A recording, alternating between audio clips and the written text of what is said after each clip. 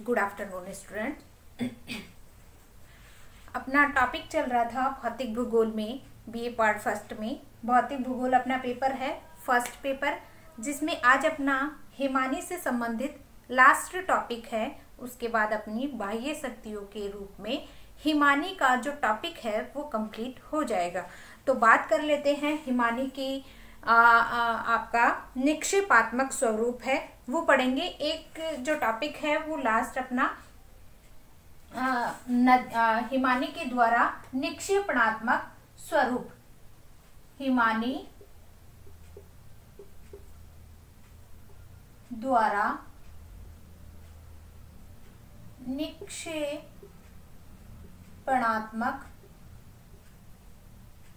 निक्षेपणात्मक स्वरूप, स्थल स्वरूप।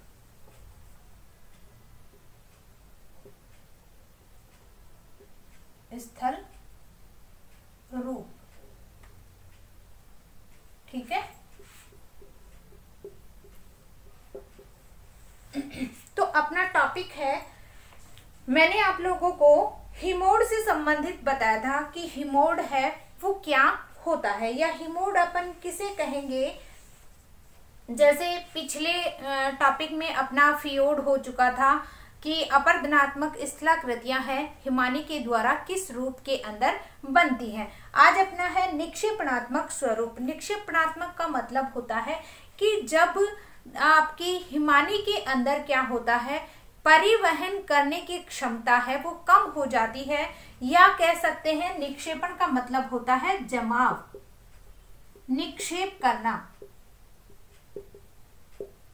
निक्षेप यानी जमाव करना। जैसे ही आपकी जो हिमानी है वो परिवहन के साथ में बड़े बड़े कंकड़ पत्थर को लेकर आती है और उसको क्या करती है, जमा करती चली जाती है, या कह सकते हैं उनका निक्षेप हो जाता है। तो आपके क्या है, स्थलाकृतियों का निर्माण है वो होता है। जैसे आपकी सबसे पहले स्थलाकृति का निर्माण होता है हिमोड का। हिमोड, तो हिमोड की अगर अपन चर्चा करते हैं तो हिमोड के अंदर क्या है, हिमनद। हिमनद अपने साथ क्या है, बारीक कण और मोटे कण दोनों ही क्या करती हैं, शिलाखंड के साथ में अपने बड़े बड़े शिलाखंडों को क्या करती है, परिवहन करती है। इन पदार्थों को जब क्या है, हिमनद बहाकर नहीं ले जा पाती, जब ये जो कंकड़ पत्थर होते हैं बड़े बड़े, उनको क्या है, प्रवाहित नहीं कर पाती या परिवहन इनका नहीं हो पाता, तो उस समय क्या करती है, वो परिवहन नहीं हो पाता तो उस समय क्या कर देती है, उसका निक्षेप कर देती है, उनको जमाव कर देती है। हिमनद द्वारा पदार्थों के निक्षेपण को ही क्या कहा जाता है, हिमोड कहा जाता है। तो सबसे पहले हिमोड की परिभाषा देख लेते हैं कि हिमोड है वो कहते किसे हैं। हिमनद अपने साथ बारीक कणों वाले बारीक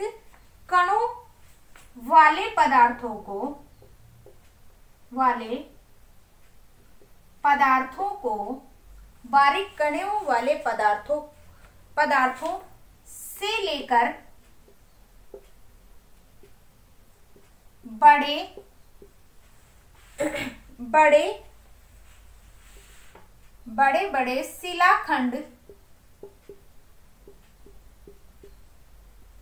बड़े शिलाखंडों का परिवहन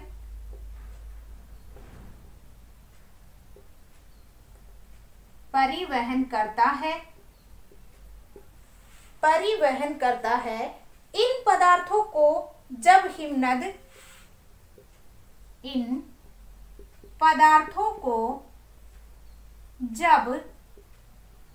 हिमनद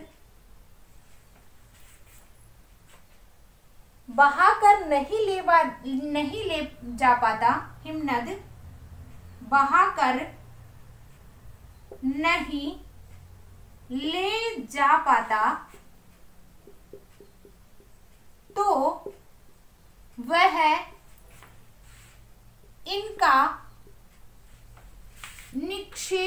कर देता है,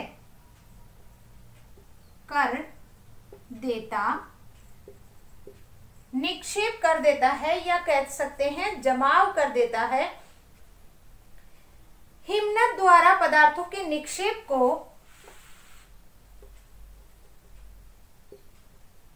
हिमनद द्वारा निक्षेप को हिमोड कहा जाता है। क्या कहा जाता है?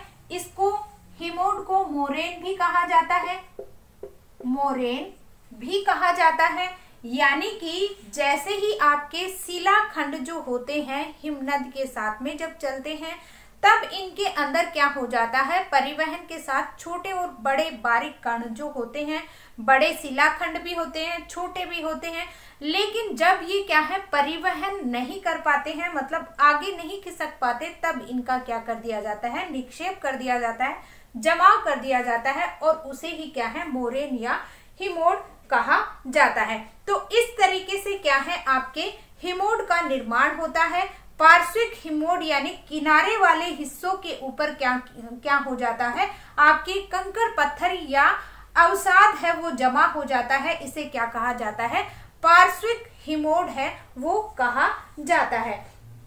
देखो हिमनद अधिकांश पदार्थों का परिवहन अपने पार्श्विक या किनारों के सहारे करता है। जब या तो हिमनद का हिम पिघल जाता है या हिमनद संकुचित होने के कारण अपने किनारों से हट जाता है तो टिल किनारों के सहारे छूट जाती है और इस प्रकार आपके हिमनद किनारों पर टिल का निक्षेप होता है और ये लंबे किंतु पतले कटक के रूप में दिखाई देते हैं और इन्हें क्या है पार्श्विक हिमोड है कहा जाता है। यानी कि इस तरीके से किनारों के ऊपर क्या है आपके अवसाद है वो जमा होता चला जाता है, तो इसे क्या है आपके पार्श्विक हिमोड के नाम से जाना जाता है। तो इस तरीके से पहला तो आपका हो गया पार्श्विक हिमोड। उसके बाद में आता है आपका अंतररथ या अंतरिम हिमोड, इसे अंतरिम हिमोड भी कहते हैं, अंतरिम हिमोड भी कहा जाता है, अंतरिम हिमोड भी इसे कहा जाता है। देखो अंतरिम हिमोड में क्या होता है, जब हिमनद का अंतिम भाग पिघल जाता है, ये अंतिम भाग जब पिघल जाता है तो हिमनद का आगे बढ़ना रुक जाता है। जब ये पिघल जाता है तो उसका आगे की ओर बढ़ना क्या हो जाता है, रुक जाता है। यदि हिमनद का आगे बढ़ना या हिम का पिघलना समान गति से हो तो हिमनद की गति है वो रुक जाती है। परिणाम स्वरूप हिमनद के साथ लाए गए पदार्थ अग्रभाग में एकत्रित हो जाते हैं, जिस कारण एक घोड़े की नाल या अर्धचंद्राकार कटक का निर्माण होता है। यानी कि यहाँ पे आके क्या है वो इकट्ठे होने लग जाते हैं और यहाँ पे आके वो क्या है रुक जाते हैं। तो देखने में ऐसे लगता है जैसे घोड़े की नाल या अर्धचंद्राकार कटक का निर्माण हो रहा हो। जैसे मान लो इस तरीके से अगर देखते हैं तो एक कटक के रूप में इसकी आकृति है वो दिखाई देती है, या कह सकते हैं कि घोड़े की नाल के रूप में इसकी आकृति है वो दिखाई देती है। उसके बाद में आपका आता है मध्यस्थ हिमोड। मध्यस्थ हिमोड की अगर बात करते हैं, जब दो हिमनद मिलते हैं तो उनके भीतरी पार्श्विक हिमोड परस्पर मिल जाते हैं। इस तरह से निर्मित हिमोड को मध्यस्थ हिमोड कहा जाता है। यानी कि ये जो दोनों हिमोड हैं आपके मध्यस्थ हिमोड, यानी कि ये वाला हिस्सा और ये वाला हिस्सा दोनों क्या है मिल जाते हैं। तो मिलने के कारण क्या है इस पार्श्विक हिमोड और मध्यस्थ हिमोड ये दोनों क्या है आपस में मिल जाते हैं, उन्हें क्या कहा जाता है मध्यस्थ हिमोड के नाम से जाना जाता है। लास्ट आता है तलस्थ हिमोड। तलस्थ हिमोड के लिए कह सकते हैं कि हिमनद की तली या आधार पर एकत्रित हुए टिल को तलीय या तलस्थ हिमोड कहा जाता है। तलस्थ हिमोड किसे कहते हैं कि हिमनद की तली, ये जो हिमनद की तली है लास्ट, इस तली का जो आधार के ऊपर एकत्रित जो यहाँ पे जो अवसाद होता है वो एकत्रित रूप में एक तिल या तल्ली के रूप में दिखाई देता है, जिसके ऊपर हिमोड में रेत के महीन कण से लेकर बारीक शिलाखंड के बड़े बड़े टुकड़े भी रहते हैं। और इसके अंदर यानी तलस्थ हिमोड में अगर देखा जाए तो यहाँ पे आपके बारीक कण भी देखने को मिलते हैं और मोटे मोटे जो शिलाखंड है वो भी दिखाई पड़ते हैं, और इसे क्या कहा जाता है, तलस्थ हिमोड के नाम से जाना जाता है। तो इस तरीके से तलस्थ हिमोड की स्थलाकृतियों का निर्माण होता है। कौन सा हो गया, पार्श्विक हिमोड किनारे वाले, मध्यम हिमोड, इसके अंदर मध्यम और पार्श्विक दोनों क्या हो जाते हैं, परस्पर मिल जाते हैं, तब क्या है, मध्यस्थ हिमोड का निर्माण होता है। तलस्थ के अंदर क्या होते हैं, बारीक और मोटे कणों का निर्माण होता है, ये तलस्थ हिमोड होता है। और आंतरिक हिमोड जिसके अंदर क्या होते हैं, जो बर्फ के टुकड़े हैं वो पिघल जाते हैं, और पिघलने के कारण वो थोड़ा आगे की ओर खिसक कर वहां पे रुक जाते हैं और अवसाद का निर्माण करते हैं, और देखने में ऐसे लगता है जैसे घोड़े की नाल या अर्धचंद्राकार आकृति है वो दिखाई देती है, और एक कटक के रूप में ये दिखाई देता है। इसका स्क्रीनशॉट ले लीजिए पहले।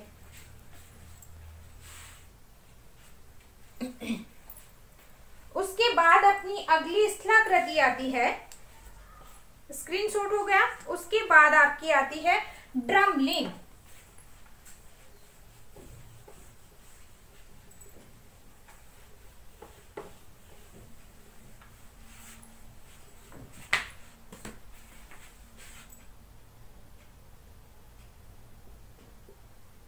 ड्रमलिन दूसरी स्थलाकृति, पहला क्या था, हिमोड,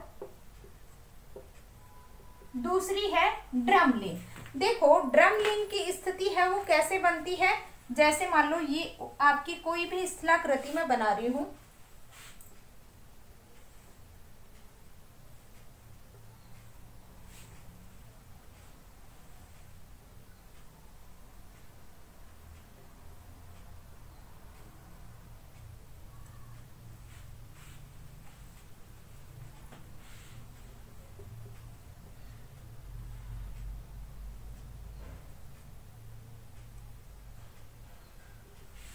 इस तरीके से कोई भी एक स्थलाकृति है उसका निर्माण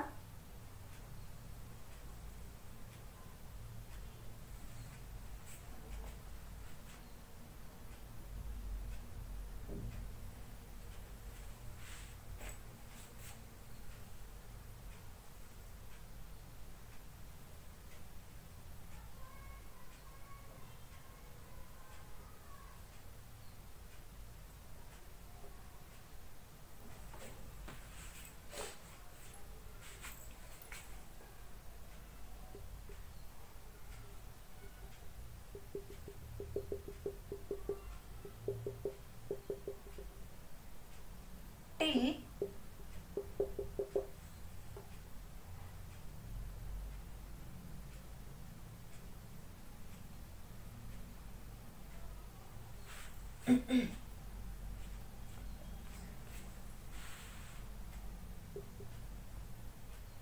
आधार,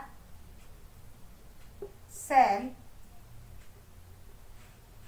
आधार सेल,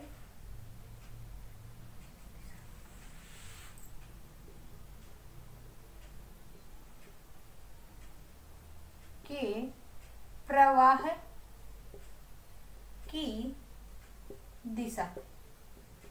देखो आपका ड्रमलिन के अंदर देखने में ऐसे लगता है जैसे उल्टे अंडे के समान दिखाई देती है, या कह सकते हैं उल्टी नौका के समान इसकी स्थलाकृति है वो दिखाई देती है। देखो हिमनद के निक्षेप द्वारा निर्मित स्थल रूपों में ड्रमलिन गोलाश्म मृत्तिका द्वारा निर्मित एक प्रकार के ढेर या टिल होते हैं, जिनका आकार उल्टी नौका या कटे हुए अंडे के समान होता है। ड्रमलीन का जो ढाल होता है असमान होता है। हिमनद के मुख की ओर का भाग खड़े ढाल वाला होता है, खुरदरा होता है, परंतु दूसरा पार्श्विक मंद ढाल वाला होता है। देखो आपके हिमनद की अगर चर्चा करते हैं तो हिमनद के अंदर एक स्थलाकृति बनती है निक्षेपण के कारण ड्रमलीन। ड्रमलीन के अंदर क्या होता है आपकी ये जब देखने में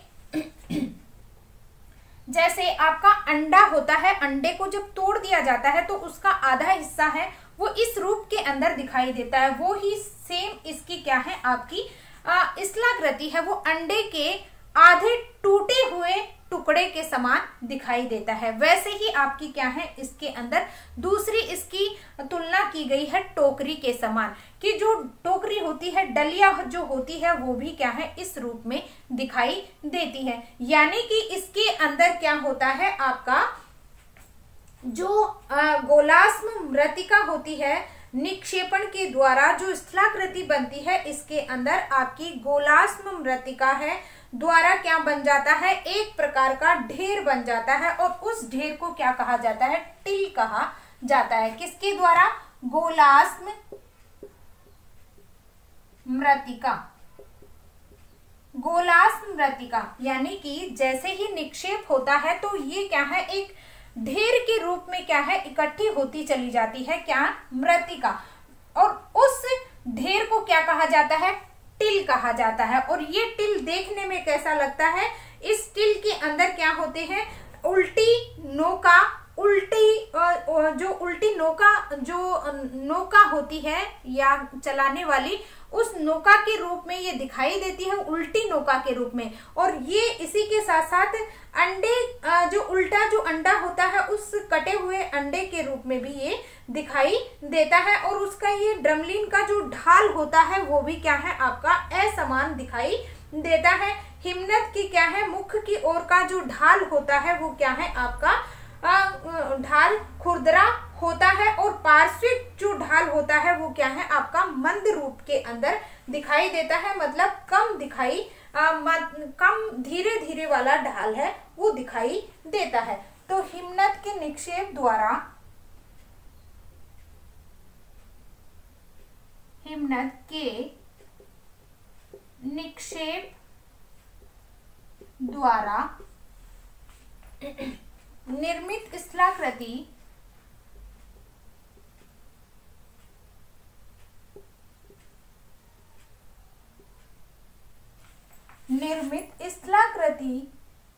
में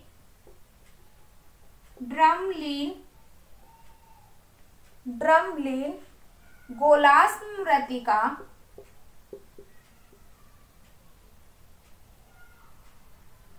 गोलास्म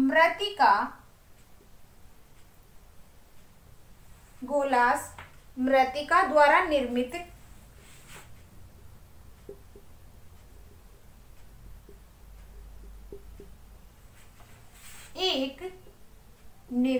एक प्रकार का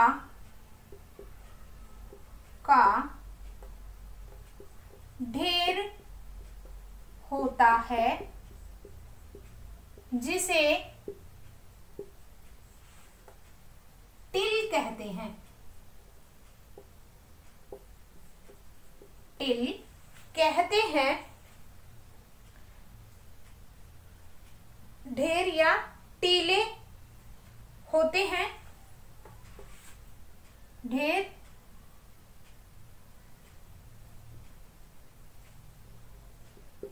टीले होते हैं जिसे टिल कहते हैं।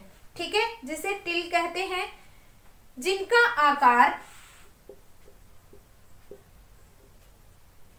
आकार उल्टी नौका व टूटे हुए अंडे के समान दिखाई देती है।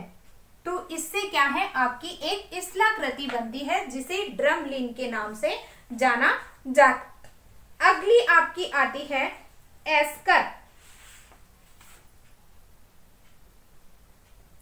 एस्कर स्थलाकृति। देखो एस्कर की जो स्थलाकृति बनती है इसमें क्या होता है, हिमानी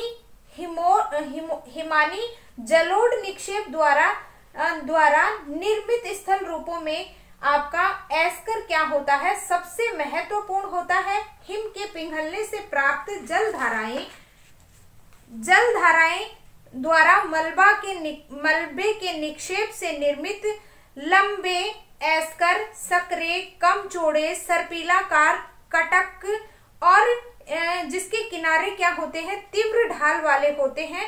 एस्कर की संरचना है वो किससे बनती है, बजरी है, रेत है, कंकर पत्थर द्वारा बनती है। एस्कर का निर्माण घाटी, पहाड़ी क्षेत्र, दलदल क्षेत्र, नीचे वाले भाग सभी के ऊपर पाई जाती है। और इसकी जो समानता है वो क्या है, उच्चावच के आधार पर देखने को मिलती है कि अलग अलग क्षेत्रों में अलग अलग रूप में दिखाई देता है। देखो जिस तरीके से नदी जब बहा कर लाती है तो जलोढ़ जो मिट्टी होती है, जो उपजाऊ मृदा होती है, उसी रूप में क्या होता है आपका एस्कर माना जाता है। एस्कर की जो स्थलाकृति है वो इस रूप में देखने को मिलती है।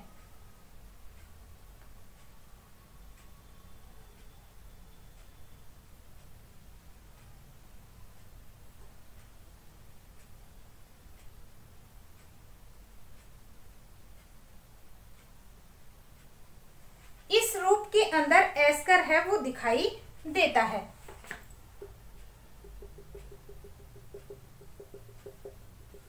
इस रूप के अंदर क्या है आपका एस्कर है वो दिखाई देता है।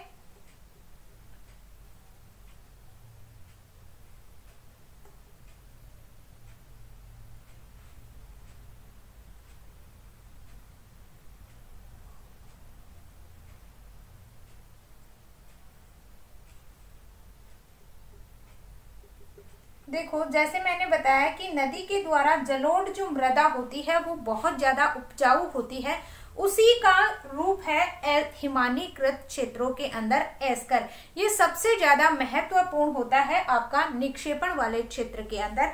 यानी कि इसके अंदर क्या होता है कि आपकी जो बालू मिट्टी के जो कण होते हैं, बारीक है, बजरी रेत है या बारीक जो रेत है, और उसी के साथ साथ आपकी जो मलबा होता है वो उसका निक्षेपण इस रूप में हो जाता है कि लंबे एस्कर, यानी कि लंबे लंबे एस्कर और सकरे होते हैं। उसी के साथ ये सर्पिलाकार आकार में भी होते हैं, लहरदार भी होते हैं, कटक के रूप में भी दिखाई देते हैं। और इसके अंदर जो संरचना बनती है, इनके अंदर पाए जाने वाले पदार्थ हैं वो बजरी है, रेत है, कंकर पत्थर है। और एस्कर का निर्माण लगभग क्या है, घाटी वाले क्षेत्र के अंदर भी होता है, पर्वतीय क्षेत्र में भी होता है, नदी वाले क्षेत्र में भी होता है, दलदली क्षेत्र के अंदर भी होता है। तो इस तरीके से क्या है, ये जो एस्कर पाए जाते हैं। और इसी के साथ साथ अगर इनको देखा जाए तो अनेक स्थानों पर एस्कर को क्या है, यातायात की दृष्टि से भी अधिक महत्वपूर्ण माने गए हैं। किस रूप में, एस्कर का विस्तार घाटी, दलदली, झील, ऊंचे क्षेत्रों के अंदर एक कटक रूप में भी होता है। और इसके सहारे क्या है, आपकी रेल, सड़क आदि का क्या है, निर्माण किया जाता है। और एस्कर की स्थिति में क्या है, एस्कर की स्थिति से मार्ग में बांध तथा पुल बनाने की आवश्यकता नहीं होती है। तो इस तरीके से ये जो स्थलाकृति बनती है वो सबसे ज्यादा महत्वपूर्ण होती है। हिमानी के द्वारा जो स्थलाकृति बनती है, इसी के सहारे क्या है, आपकी रेल की पटरियां, सड़क का निर्माण किया जाता है। और इसी के पास में क्या है, आपके पुल बनाने की आवश्यकता नहीं होती है। क्यों नहीं होती है, क्योंकि इसके अंदर जो आपके लंबे लंबे और सर्पिलाकार आकार के अंदर आपके जो गड्ढे हैं वो भी आपको देखने को मिलते हैं। और ये क्या होते हैं, छोटे छोटे वो क्या होते हैं आपके दलदली क्षेत्र के रूप में या आपके झील वाले क्षेत्र के रूप में, इस तरीके से अलग अलग रूप के अंदर, विस्तृत रूप के अंदर ये फैले हुए होते हैं, जिसके कारण अलग अलग रूप में इनको क्या है प्रयोग में लिया जाता है। जैसे ही आपका पुल बनाने की स्थिति होती है तो वहां पर ये एस्कर अगर मिलते हैं तो वहां पे पुल का निर्माण है नहीं किया जाता। आपके सड़क है, आपकी रेल की पटरियां हैं, इनके लिए भी क्या है, ये यातायात के लिए भी क्या है लाभदायक है माने गए हैं। तो इस तरीके से क्या है आपके एस्कर का निर्माण है वो होता है। उसके बाद आपका आता है, इसका स्क्रीनशॉट ले लीजिए पहले। उसके बाद आता है केम। केम स्थलाकृति।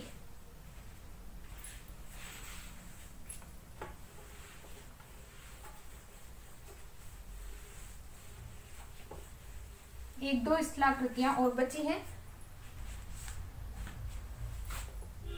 तीसरी है एस्कर,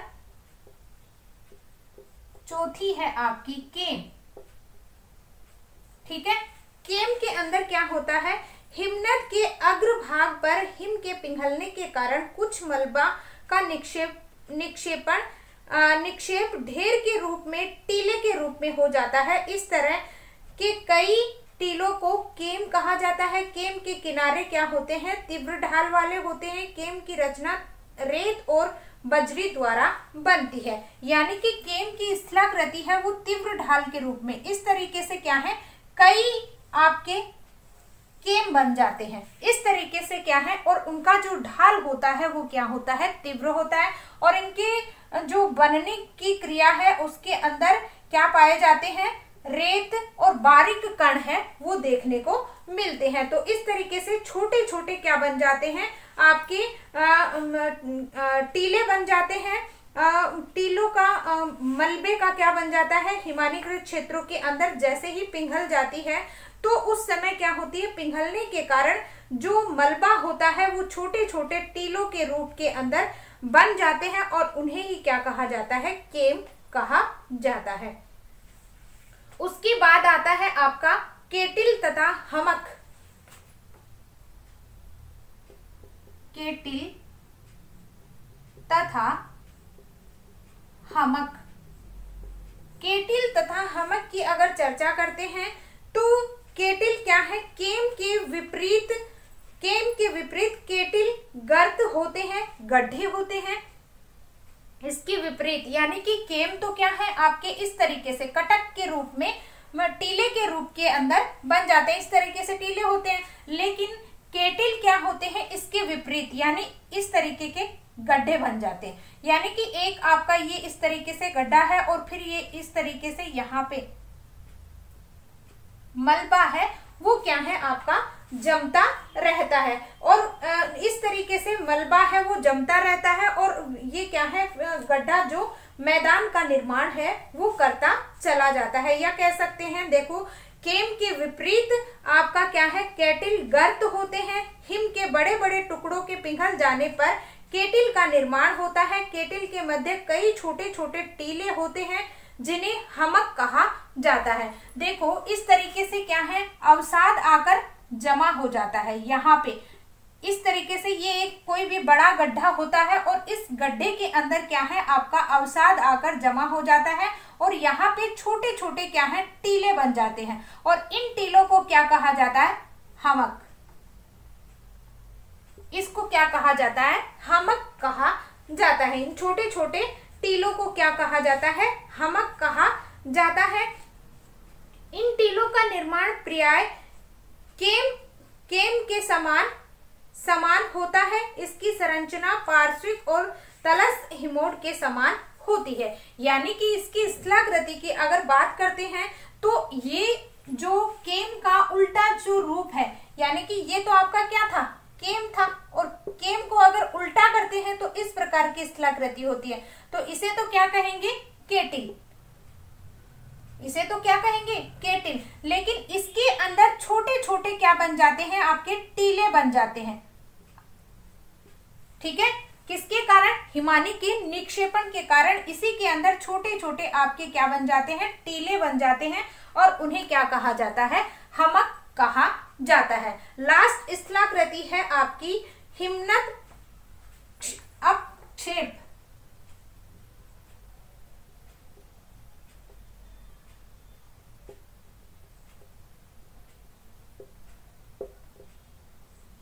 हिमनद अपक्षेप। हिमनद अपक्षेप का मतलब होता है कि जब हिमनद का अग्रभाग पिघलता है तो उससे प्राप्त जल सरिता के रूप में आगे बढ़ने लग जाता है। जब वो आगे बढ़ता है तो रास्ते में क्या है? अंतरिम जो हिमोड़ होता है उसकी स्थिति के कारण समस्त जल हिमोड़ के पीछे एकत्रित होता है। यानी कि जो हिमोड़ की स्थिति बताई थी, अंतिम स्थिति, उसके पीछे क्या होता है? आपका जो हिमोड़ है, जो कंकर पत्थर होते हैं वो क्या है? एकत्रित रहते हैं। जब जल अधिक हो जाता है तब हिमोड़ को पार करके दूसरी ओर उतर जाता है। इस प्रकार जल की धारा के रूप में नहीं होकर वरन विस्तृत रूप में फैल जाता है।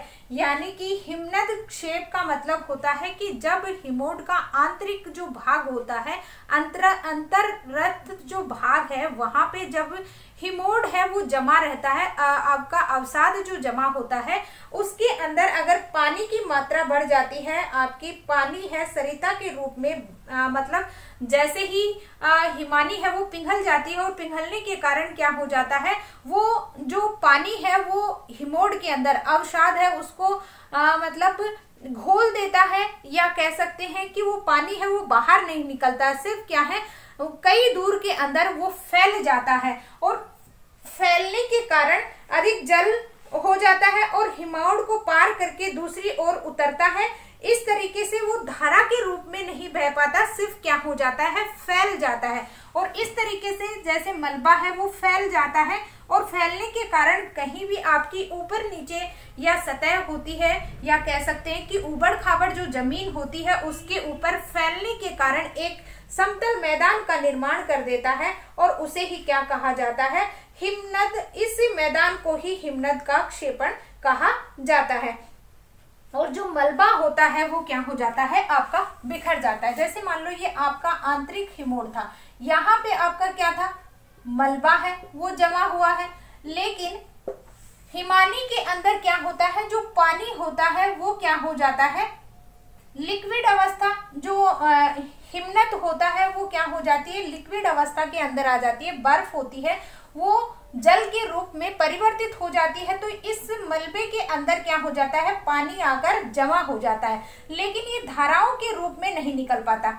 इस तरीके से जैसे नदी की जो धाराएं निकलती हैं उस धाराओं के रूप में ये नहीं निकल पाता है और ये क्या हो जाता है? यहीं पर आपका मतलब पानी है इसके अंदर हो जाता है, जिसके कारण ये काफी दूर के अंदर फैल जाता है, ऐसे फैल जाता है।